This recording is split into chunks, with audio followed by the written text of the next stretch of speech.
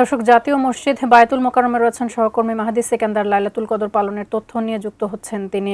সেকেন্দার, হাজার বছরের চেয়ে উত্তম এই রাতের আয়োজন সম্পর্কে বায়তুল মোকাররম থেকে আপনার সাথে যুক্ত হয়েছি জানতে, বিস্তারিত জানাবেন।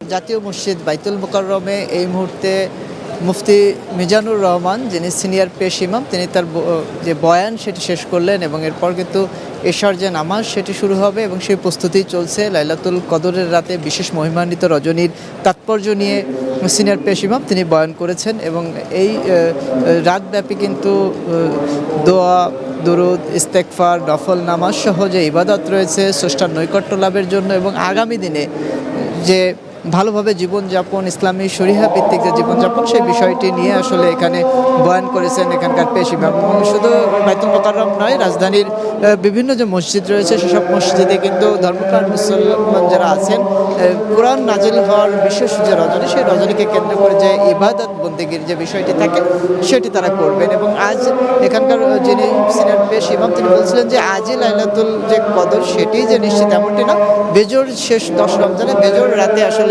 এটি হয়ে থাকে। তো সবকিছু মিলে এখন ঈশার নামাজের প্রস্তুতি চলছে এবং তারপরে তারাবির নামাজ, তারপর আসলে নফল ইবাদতগুলো হবে। তো তাসফিয়া, জাতীয় মসজিদ বায়তুল মোকাররম থেকে এই ছিল আমার কাছে সর্বশেষ।